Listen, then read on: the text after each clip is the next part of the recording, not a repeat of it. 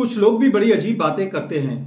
कहते हैं कि दिल्ली आने से रोकने के लिए जिस बैरिकेडिंग की व्यवस्था किसानों के लिए की गई थी, यानी किसानों को रोकने के लिए जो बैरिकेडिंग दिल्ली के लिए लगाई गई थी, अगर वही पहलगाम में भी लगा दी जाती तो शायद आतंकवादी अपने नापाक मंसूबों में कामयाब न हो पाते। लेकिन जैसे मुंह वैसी बातें। उधर कुछ लोग ये भी कह रहे हैं कि कल तक जो मुस्लिम समाज वक्फ बिल को लेकर, कानून को लेकर, अपने मान सम्मान को लेकर संसद से लेकर सड़क और सुप्रीम कोर्ट तक बहस के लिए बेचैन था और कहीं ना कहीं आतुर था और अपने सम्मान के लिए सुप्रीम कोर्ट तक जा पहुंचा था, आज वो सड़क पर खुलेआम अपमानित हो रहा है, मुल्ला कहलाया जा रहा है, उस पर अटैक किए जा रहे हैं, उसकी देशभक्ति पर सवाल हो रहे हैं। लेकिन वो सरकार की तरफ उम्मीद भरी नजरों से देखने के अलावा शायद फिलहाल कुछ करने से मजबूर है। और इसी तरह की बातें कुछ लोग ये भी कर रहे हैं कि करनी सेना जैसी सेना अगर पहलगाम या फिर बॉर्डर पर लगा दी जाए तो आतंकवादियों के नापाक मंसूबे कहीं ना कहीं धराशायी हो जाएंगे। दरअसल ये कथित तौर पर वही करनी सेना है जिसने आज अलीगढ़ के अंदर एक सांसद के काफिले पर न सिर्फ हमला किया बल्कि उसकी जिम्मेदारी भी ली है। हालांकि पुलिस ने मामला तो दर्ज कर लिया है, लेकिन कथित तौर पर इसी करनी सेना के आगरा के अंदर आपने तेवर देखे होंगे, खुलेआम हथियार, खुलेआम तलवारें। ऐसी बहादुर सेना अगर बॉर्डर पर चली जाए तो यकीनन आतंकवादी तो सहम कर रह जाएंगे। बहरहाल हम इस तरह की बातों को तूल नहीं देना चाहते, ना हम ऐसी बातें करना चाहते हैं, क्योंकि आज सबसे गंभीर मुद्दा देश के सामने आतंकवाद है, पहलगाम है। और पहलगाम के अंदर जो आतंकवादियों के नापाक मंसूबे थे वो कहीं ना कहीं ये बता रहे हैं कि अभी हमको एकता की जरूरत है, बहुत कुछ करने की जरूरत है। हालांकि आदरणीय प्रधानमंत्री महोदय ने बाकायदा सऊदी अरब का दौरा रद्द करते ही अगर देखा जाए इस मामले पर सख्त कार्रवाई करने के लिए बिहार जाकर रैली को भी संबोधित किया और वहां पर कहा कि इनको बख्शा नहीं जाएगा और आतंकवादियों को खुली चेतावनी दे डाली। बहरहाल हमारा मुद्दा था पहलगाम का आतंकवादी हमला और इसमें देश की आत्मा किस तरह से मजरूह हुई है, हमारा दिल किस तरह टूटा है और खास तौर से इसके खिलाफ कितनी सख्त कार्रवाई की जरूरत है, इस पर चर्चा करना है। लेकिन इस सबके बीच एक गंभीर बात और सामने आई है।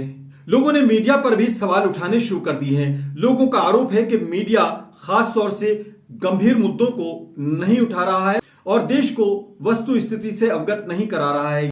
पहलगाम आतंकवादी हमले के बाद मीडिया पर सवाल उठे और लोगों ने मीडिया की कार्यशैली पर सवाल उठाने शुरू कर दिए। आपको याद होगा कि एक पत्रकारिता आपने देखी होगी नोटबंदी के जमाने में, जिसमें 2000 के नोट के अंदर चिप देखी जा रही थी। बाकायदा बताया जा रहा था कि 2000 के नोट के अंदर चिप होगी और अगर कहीं उसका ढेर होगा तो वो पता लगा लिया जाएगा। एक हल्की सी क्लिप हम साभार आपको दिखा रहे हैं ताकि आपको याद आ जाए। आपसे रिक्वेस्ट है कि इस चैनल को सब्सक्राइब भी कीजिए, अपनी राय भी दीजिए, कमेंट भी कीजिए। उसी पत्रकारिता का आज एक नमूना और देखने को मिल रहा है सोशल मीडिया पर। पेड़ के अंदर कैसे आतंकवादी छिप सकते हैं ये भी हम उसी पत्रकारिता के नमूने के तौर पर आपको दिखाएंगे। लेकिन आज हम कुछ गंभीर सवाल भी उठाएंगे। सबसे गंभीर सवाल यह है कि अगर पत्रकारिता पर सवाल है तो पत्रकारिता को सुरक्षा कितनी मिल रही है। सीतापुर के राघवेंद्र वाजपेयी की हत्या हुई, कहा जाता है कि वो जर्नलिस्ट थे, किसी सम्मानित अखबार के और आरटीआई एक्टिविस्ट भी थे। उन्होंने करप्शन के कई मामलों को खोला, कई अफसर उसमें जो है निशाने पर आए, उनके खिलाफ कार्रवाई हुई, उसके बाद उनको मौत के घाट उतार दिया गया। कहा जाता है कि इस मामले में एक मंदिर के पुजारी ने इसलिए उनकी हत्या करा दी क्योंकि उन्होंने उसके कुकर्म को देख लिया था। किसी बच्चे के साथ वो मंदिर के अंदर कुकर्म कर रहे थे। बड़ी सनसनीखेज ये खबर आपने देखी होगी, बहुत चर्चा हुई थी। लेकिन इसको लेकर परिवार वालों का क्या कहना है, पुलिस का क्या कहना है और संसद तक में इस मामले पर सवाल उठे तो क्या ये जो कुकर्म वाली और मंदिर के अंदर कुकर्म होने की कथित घटना की खबर है ये सत्य है या फिर इसके पर्दे के पीछे कुछ और सच्चाई है। ये सवाल इसलिए कि आज मीडिया को निशाने पर तो लिया जा सकता है, लेकिन मीडिया कर्मियों को सुरक्षा कितनी मिल रही है और जो जेन्युइन मीडिया कर्मी है या जो सच्चे पत्रकार हैं उनकी जिंदगी को अगर खतरा है तो ये जो गोदी मीडिया, खासतौर से जो गोद में रहने वाला मीडिया है, वो किस तरह से अपने आप को प्रेजेंट करता है, चिप भी दिखा देता है, हाइड आउट भी दिखा देता है, तमाम चीजें दिखा देता है और असली मुद्दे कहीं ना कहीं पीछे रह जाते हैं। इन्हीं तमाम सवालों पर चर्चा करेंगे, विस्तार से चर्चा करेंगे। आज इस खबर को आप पूरी को देखें। फिलहाल हम चर्चा कर रहे थे कि पहलगाम के ऊपर एक धर्म गुरु ने जिस तरह के सवाल उठाए हैं वो बहुत गंभीर हैं। उन्होंने तो चौकीदार पर ही सवाल उठा दिए और उनके बयान को हम आपको सुनाएंगे बाकायदा पूरी विस्तार के साथ इस खबर के साथ। लेकिन आपसे रिक्वेस्ट है कि इस चैनल को सब्सक्राइब कीजिए ताकि आपकी आवाज और मजबूती से उठाई जा सके। दरअसल सवाल बहुत हैं। जयपुर के अंदर एक विधायक धर्म गुरु का चोला पहनकर एक मस्जिद के बाहर, बल्कि एक शानदार जामा मस्जिद के सामने वो हरकतें करते हैं जिसके लिए उन्हें बाद में माफी मांगनी पड़ी। और इसके अलावा बहुत सवाल हैं। सवाल ये भी है कि आज नाम पूछकर, धर्म पूछकर सड़कों के ऊपर क्यों मुस्लिम समाज को टारगेट किया जा रहा है। आज पहली बार नहीं है। पहलू खान हो या और तमाम मामले हो, ट्रेन के अंदर किसी को मौत के घाट उतारने वाला वो जवान हो जो सरकारी वर्दी पहनकर, सरकारी हथियार से, सरकारी राइफल से लोगों को मौत के घाट उतार देता है। इन तमाम सवालों पर चर्चा के लिए आप हमारी पूरी खबर भी देखिए और हमारे साथ बने रहिए। हम विस्तार से ये भी बताएंगे कि पॉलिटिकल पार्टीज इस सवाल पर क्या कह रही हैं और कांग्रेस ने पहलगाम के मामले पर क्या सवाल उठाया है और सरकार ने आखिर अपनी चूक मानी है तो उसके मायने क्या हैं। लोगों का कहना है कि या तो करनी सेना जैसी बहादुर सेना को बॉर्डर पे भेज दिया जाता या फिर बाबा बागेश्वर धाम की बात मान ली जाती तो शायद आतंकवादी इतना कहर न बरपा पाते। और हम तो भारत के रक्षा मंत्री को भी कहेंगे कि आप हमारी शक्ति का देखो। हम ऑफिशियली अफसर तो नहीं बन सकते क्योंकि पढ़े लिखे नहीं है, पर हमारे पास जो चेतना है, जो हनुमान जी की कृपा है, आप उसका सदुपयोग करिए कि आने वाले समय में कहां कौन सी क्या संभावित घटना हो सकती है, उस पर आप हमारी शक्ति का सदुपयोग कीजिएगा गोपनीय तरीका से। क्योंकि खुल के बताएंगे तो कोई हमको ही उड़ा देगा। हाँ, पर गोपनीय तरीका से हम भारत के लिए भी अब काम शुरू कर रहे हैं, राष्ट्र हित के लिए, ताकि देश का भला हो। मन की बात बता देने भर से भारत का भला होने वाला नहीं। आगरा में बहादुरी दिखा चुकी करनी सेना अगर बॉर्डर पे होती या पहलगाम में होती तो आतंकवादी ज़रूर घबरा जाते। ये वही करनी सेना है जो कथित तौर पर आगरा में और अलीगढ़ में अपनी ताकत का परिचय दे चुकी है। अलीगढ़ में तो रामजी लाल सुमन सांसद के काफिले पर हमला हुआ तो गाड़ियां भी क्षतिग्रस्त हुई और लोग जख्मी भी हुए। पुलिस को कार्रवाई भी करनी पड़ी। सांसद रामजी लाल सुमन जी के काफिले पर कुछ लोगों द्वारा टायर फेंके गए थे। इस संबंध में अवगत कराना है कि थाना गवाना पर सुसंगत धाराओं में अभियोग पंजीकृत कराया जा रहा है और विधिक कार्रवाई अमल में लाई जा रही है। पहलगाम आतंकवादी हमले पर मीडिया भले ही कुछ भी परोसे, लेकिन एक धर्म गुरु ने बेहद गंभीर सवाल उठाए हैं। हमारे घर में कोई घटना होती है तो हम सबसे पहले किसको पकड़ेंगे? सबसे पहले तो चौकीदार को पकड़ेंगे ना, कि तुम कहाँ थे, क्यों ये घटना हो गई तुम्हारे रहते हुए, किस लिए तुमको रखा था। लेकिन यहां नहीं ऐसा हो रहा है। यहां जो है कहते तो हैं कि हम चौकीदार हैं, लेकिन चौकीदारी अगर की गई होती, हाँ चौकीदार अगर अपने काम में पक्का होता है तो उसके ऊपर आक्रमण करके उसको कोई मार दे, लेकिन फिर कहा जाता है कि इस चौकीदार ने अपना निभाया। यहां तो कुछ पता ही नहीं है, कोई लड़ा ही नहीं उनसे, किसी ने उनको रोकने की कोशिश ही कहीं नहीं की। वो आए, घटना की, आराम से चले गए, कहीं पर उनको कोई बाधा नहीं है। कहां है चौकीदार? और चौकीदार के बारे में चर्चा ही नहीं हो रही है। अब कह रहे हैं हम उनको सबक सिखा देंगे, हम ये कर देंगे, हम वो कर देंगे। पाकिस्तान की धरती से आए थे। अरे भाई, पाकिस्तान की धरती से आए थे, इतनी जल्दी कैसे पता चल गया आपको? और अगर इतनी जल्दी आपको पता चल जाता है तो घटना के पहले क्यों नहीं पता चल गया? और दूसरी बात यह है कि अगर पाकिस्तान से आए तो पाकिस्तान के खिलाफ अच्छी तगड़ी कार्रवाई करिए। आप कह रहे हैं कि हम सिंधु नदी का जल रोक देंगे। आपके पास जल को रोकने या उसको डाइवर्ट करके अपने ही यहाँ, अपने ही देश में रख लेने का कोई उपाय ही नहीं है। हमने विशेषज्ञों से पूछा कि अगर हम सिंधु नदी का जल पाकिस्तान में जाने से रोकना चाहते हैं तो हमारे पास क्या व्यवस्था है। उन्होंने कहा हमारे पास कोई व्यवस्था नहीं है। अगर हम आज से शुरू करें कि ऐसी व्यवस्था हम बना लें तो पैसा कितना लगेगा वो तो अभी पूछिए ही मत। अगर पैसा पर्याप्त दे दिया जाए, पैसे के कारण एक दिन भी काम ना रुके, तब भी 20 साल लगेगा, तब हम सिंधु नदी का जल रोक पाएंगे। तो ऐसी परिस्थिति में हम ये कह दे रहे हैं कि हम सिंधु नदी का जल रोक लेंगे। और टेलीविजन के एंकर हमने सुना, वो कह रहे थे बूंद बूंद के लिए तरसेगा पाकिस्तान, एक गिलास शुद्ध पानी नहीं मिल पाएगा, खेती नष्ट हो जाएगी, बिजली नष्ट हो जाएगी, ये हो जाएगा, वो हो जाएगा। मीडिया के कुछ एंकर निशाने पर रहे हैं, चाहे नोटबंदी के ज़माने में 2000 नोट के अंदर चिप के मामले पर हो। अगर एक जगह पर बहुत सारे नोट एक साथ पड़े रहेंगे तो न सिर्फ जो कानूनी तौर पर कार्रवाई करेंगे ना उनके पास सिर्फ, बल्कि इनकम टैक्स डिपार्टमेंट में इसका सिग्नल जाएगा, क्योंकि ये सीधे सैटेलाइट की ओर सिग्नल ट्रांसमिट करेगा। और या फिर आतंकवादियों के हाइडआउट को बताने का नया तरीके से एक नेचुरल हाइडआउट हो सकता है एक आतंकी के लिए।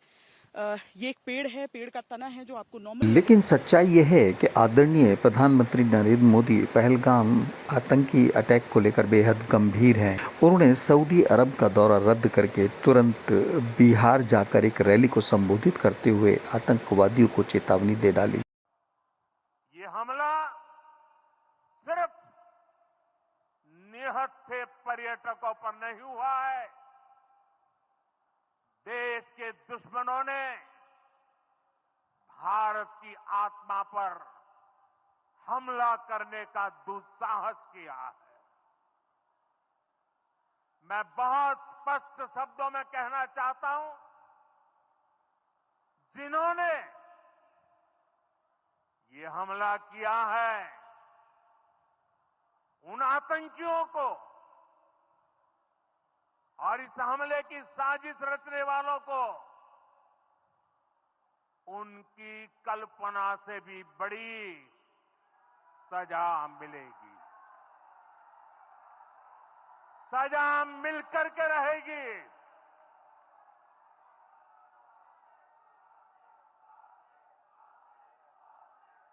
अब आतंकियों की बची खुची जमीन को भी मिट्टी में मिलाने का समय आ गया है। बिहार में एक रैली के दौरान आदरणीय प्रधानमंत्री ने हालांकि बेहद गंभीर चेतावनी आतंकवादियों को दी, लेकिन कांग्रेस है कि सवाल उठाने से बाज नहीं आ रही। सुरक्षा में क्या खामियां थी, क्योंकि पहलगांव एक ऐसा इलाका है जहां 3 टायर सुरक्षा व्यवस्था है। उसके बावजूद अगर इतना बड़ा हमला होता है तो जाहिर सी बात है कि सवाल पूछे जाएंगे। और कांग्रेस भले ही कितने ही सवाल उठाए, लेकिन सरकार ईमानदारी से खुद भी मान रही है कि कहीं तो चूक हुई। आईबी के ओर से, होम मिनिस्ट्री के ऑफिशियल्स के ओर से ब्रीफिंग किया गया है, घटना कैसे हुई और कहां चूक हुई इसका भी बताया। और जो जगह जहां घटना हुई उस जगह में वो मेन रोड पे नहीं है, पैदल चलना पड़ता है या घोड़ा से चलना पड़ता है, जो लगभग वहां से 2.5 घंटे 2 घंटे दूर जिस मीडो से जहां ये घटना हुई उसके बारे में बताया। और सब पार्टी को बताया कि सब कुछ अच्छा चलते हुए भी ये घटना एक चूक हुई है और इससे सब दुखी है और ऐसा घटना आगे नहीं होना चाहिए। इसके लिए क्या क्या प्रबंधन किया गया है। हालात कुछ भी हों, वारदात कैसी भी हो, आज सवाल उठते हैं तो मीडिया पर। लोगों का गुस्सा ले देकर मीडिया पर निकलता है और लोग सवाल करते हैं कि आखिर मीडिया अपनी जिम्मेदारी क्यों नहीं निभा रहा। लेकिन सच्चाई ये भी है कि आज मीडिया के अंदर ऐसे हालात बन गए हैं कि ईमानदार और जिम्मेदार पत्रकार टिक ही नहीं पा रहे हैं। उनको कभी भी कान पकड़ के बाहर कर दिया जाता है। और जो गोदी मीडिया पहले भी था और आज भी है, यानी अपने समझौतों के तहत अपने काम निकालना, वही गोदी मीडिया आज भी हावी है और ईमानदार पत्रकार का वजूद ही खतरे में है। जिसका एक सबूत है सीतापुर की एक वारदात, जिसमें राघवेंद्र बाजपेयी नाम के एक पत्रकार को मौत के घाट उतार दिया गया, जिनके बारे में कहा जाता है कि उन्होंने बड़े बड़े घोटालों को बेनकाब किया। इंतहा तो तब हो गई जब पुलिस ने इस हत्या के मामले से पर्दा उठाते हुए दावा किया कि राघवेंद्र यानी एक जाने माने जर्नलिस्ट का ताल्लुक किसी मंदिर के पुजारी और वहां पर किसी लड़के के साथ अवैध रूप से था। पुलिस का दावा था कि इस मामले में कुकर्म का मामला था जिसके तहत हत्या की गई। यानी इस पूरे मामले में पुलिस ने न सिर्फ राघवेंद्र जैसे पत्रकार की छवि को धूमिल किया, उनके कैरेक्टर को भी उछाला और मामले को कहीं का कहीं पहुंचा दिया। हम इस बारे में अब कुछ नहीं कहेंगे, बल्कि वो तमाम चीज़ें दिखाएंगे जो कि वहां हुई। पत्रकारों ने कैंडल मार्च निकाला, राघवेंद्र वाजपेयी के लिए बाकायदा संसद में सवाल उठा। एक नौजवान पत्रकार राघवेंद्र वाजपेयी की राष्ट्रीय राजमार्ग 24 हेमपुर स्थित दिन के 3 बजे दिन दहाड़े उस नौजवान पत्रकार की हत्या कर दी जाती है। विपक्ष ने सवाल उठाया, सरकार को घेरा, लेकिन राघवेंद्र के चरित्र का हनन करने में पुलिस ने भी कमी नहीं छोड़ी। जबकि मामला था करप्शन का और अधिकारियों के उस गठजोड़ का जो कि बड़े करप्शन को अंजाम देता था, जिसमें उनके खिलाफ कार्रवाई होना तय थी। एक हत्या के मामले को किस तरह से डाइवर्ट किया गया, ये तमाम बयान सुनिए। पुलिस के, परिवार के, पत्रकारों के, संसद में उठने वाले सवाल के और तमाम घटनाक्रम के।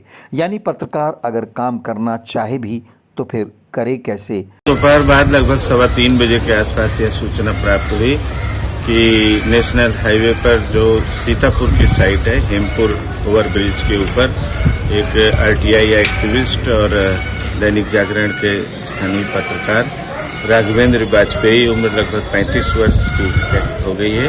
इस सूचना पर तत्काल थाना पुलिस पहुंची, अस्पताल भेजा गया।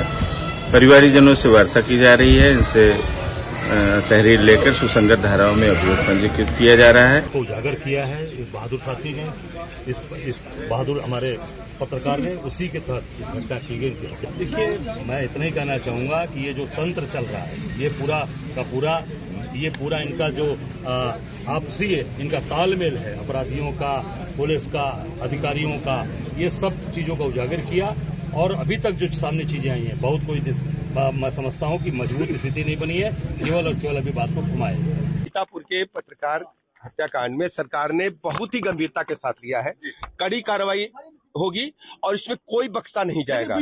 कानून के तहत कड़ी से कड़ी सजा दिलाएंगे। पूरे मामले को हम फास्ट ट्रैक कोर्ट में ले जाएंगे और इसमें एक व्यक्ति की गिरफ्तारी होगी और जो साजिश करता यदि कोई होगा उसके खिलाफ भी कड़ी कार्रवाई होगी। शासन ने संज्ञान में लिया है और हम लोग स्वयं उसकी मॉनिटरिंग कर रहे हैं। पुलिस के द्वारा जब इसमें जांच की गई तो यह पाया गया कि महोली क्षेत्र में एक कार्यदेव मंदिर नाम से स्थान है, जहां पर मुख्य पुजारी रमाकांत मिश्रा हैं। उनके सहयोग के लिए एक व्यक्ति जिसका नाम विकास राठौर है, थाना रामकोट सीतापुर का ओरिजिनल रहने वाला है, ये नाम बदलकर विकास मिश्रा उर्फ शिवानंद के नाम से मंदिर पर रहता था। मंदिर में तंत्र मंत्र अनुष्ठान व अन्य प्रकार की कार्यवाहियों में सम्मिलित रहता था। इसके लगातार मंदिर पर रहने से कई व्यक्ति इसके झांसे में आते थे और इसके द्वारा की जाने वाली धार्मिक कृत्यों में अपना सहयोग देते थे। पुलिस के द्वारा जब इससे पूछताछ की गई और इसके विभिन्न माध्यम से ये जानकारी मिली तो ये पता चला कि राघवेंद्र का पिछले 4-5 महीने से मंदिर पर लगातार जाना आना था और इस विकास राठौर के साथ में उनकी मित्रता हो गई थी।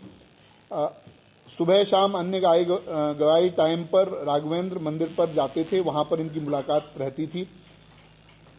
एक दिन फरवरी के पहले सप्ताह में, जिसकी डेट अभी क्लियर नहीं है, उस दिन राघवेंद्र ने, जो विकास राठौर नामक व्यक्ति है, इसको एक नाबालिग किशोर के साथ में अवैध संबंध, उसके साथ दुष्कर्म करते हुए देख लिया।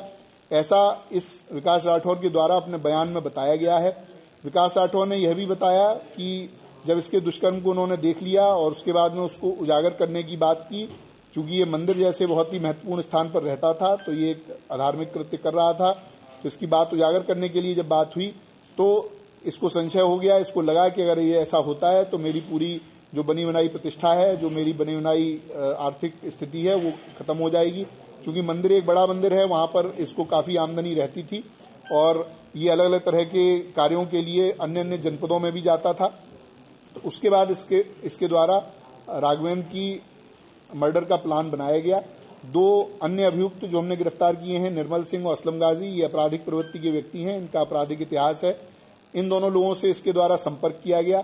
संपर्क करके इनसे बात की गई, 4 लाख रुपए इनको दिए गए, जिस 4 लाख के माध्यम से ये दोनों अभियुक्त हैं, इन्होंने 2 अन्य व्यक्तियों से संपर्क किया जो प्रोफेशनल शूटर हैं। और प्रोफेशनल क्रिमिनल हैं, कई बार जेल जा चुके हैं। ऐसे व्यक्तियों से संपर्क किया गया और उनके माध्यम से ये घटना कराई गई। मेरा नाम शिवानंद है और मेरे पिता का नाम केशव राम है।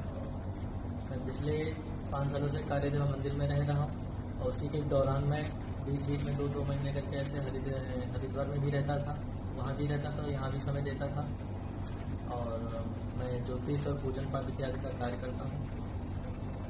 मंदिर में बहुत से दर्शनार्थी दर्शन करने आते हैं, जिसमें राघवेंद्र वाजपेयी नाम के एक पत्रकार भी आते थे और प्रतिदिन आने का रोज मुलाकात होने से हमारी उनकी दोस्ती हो गई।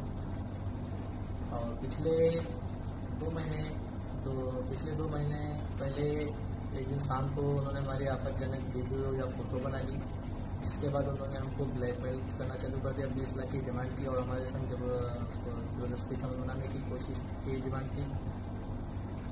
मैंने उनको पैसे भी देने के लिए कुछ पैसा पूंजी जोड़कर उनको देने के लिए भी कहा, तो उन्होंने यही कहा कि नहीं, हम 20 लाख से ऊपर कम नहीं लेंगे। तो हमारे मन में ये भी आया कि हम सामान बना लें या पैसे भी दे दें, तो उसके बाद भी अगर उनको ब्लैकमेल करते रहे, इसलिए उनको हम रास्ते से हटाने का सोचने लगे। जो ये बाबा का खुलासा हो रहा है एकदम मेरा गलत है, ये कहीं पर से सही नहीं है, क्योंकि ये बड़े राजनीतिक लोग सब बचाव के लिए ये सब कर रहे हैं अपने, और कुछ नहीं इसमें है।